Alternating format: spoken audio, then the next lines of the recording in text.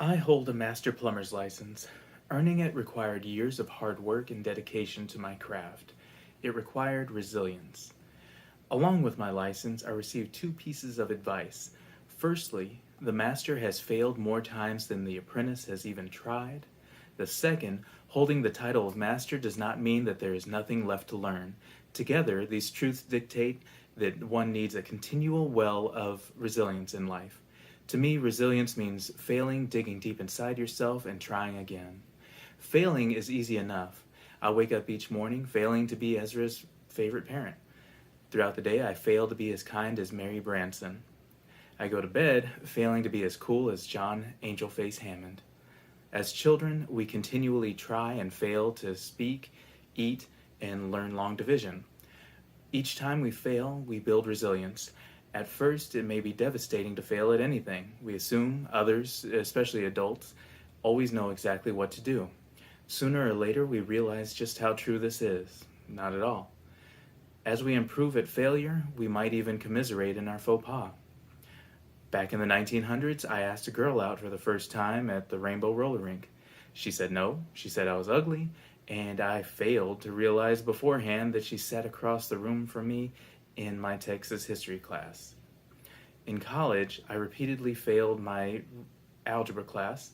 On my fourth attempt, not only did I pass, but I met my wife. Everyone makes mistakes. Everyone falls. Sometimes the consequences are devastating. Eventually, everyone is hit with devastation. When the chips are down, off the table, and rolling through the gutter, what problem-solving skills could possibly come from a novice in failure?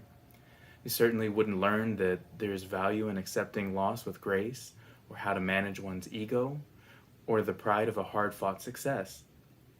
As a plumber, I show up to make someone else's problems my own.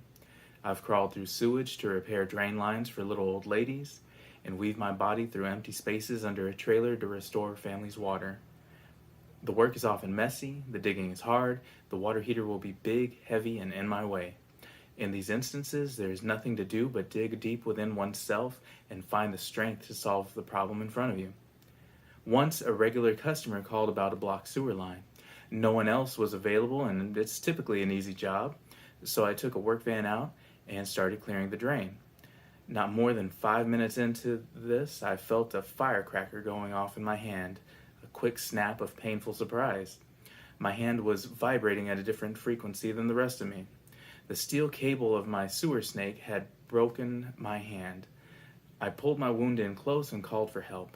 My coworkers arrived, got the broken sewer cable free, and unstopped the drain. The customer was happy. My hand was broken, and since healthcare is a luxury item, I just iced it down that night without ever having it set properly. I worked through the pain, and mostly one-handed for the next 6 weeks. It still hurts. It's easy to think of resilience as this uber macho, I'll get it all done all by myself kind of attitude. You might think of Rambo or Dwayne Johnson using big muscles and guns to stop the inevitable death of their franchises. There is room for self-reliance, of course. I enjoy working alone, taking full credit for solving a problem, and proving I'm smart or strong enough. However, being smarter, stronger, or faster doesn't solve every problem. I can't do enough push-ups to bring my mom back to life. I can't run fast enough to stop global warming. I can't math us into world peace. I especially can't math us into world peace. Resilience is not covering up your shortcomings. You must find any flaws you have and face them. Our bodies and minds have limits, and we should know what they are, where we can stretch those limits, and where it's dangerous to do so. We can't deny our flaws and still outgrow them. We can't pretend to be perfect beings. Trying to be perfect and failing will only serve to callous your spirit. Instead of helping those that ask for it, you might find yourself wondering why they can't help themselves. You will resent the softness of those around you. Part of being a master is having an apprentice. An apprentice will follow you around asking questions, misunderstanding the answers, and making easily avoidable mistakes. I'm finding it's akin to being a father. There's a toughness required for the challenges and a softness needed for true growth. We should always be encouraged to try and try again. You don't have to be the best at everything all the time. No one expects you to be. Your resilience doesn't have to look like mine. I can crawl through the sewers and beat up turtles. Yours will likely mean having some extra patience for loved ones at the end of a long day. If you're a parent who got dumped, you have just the right advice. If you're someone who lost a friend to suicide or cancer, you have an ear. If you enjoy baking, you have what it takes to make a new neighbor feel welcome. To be resilient, you don't have to be perfect. You just have to be there for your people in the best way that only you can. As an atheist, I don't believe in gods or magic. I don't believe the universe has a destiny for anyone. I am an orphan stranded on a rock, and no one is coming to save me, except maybe you.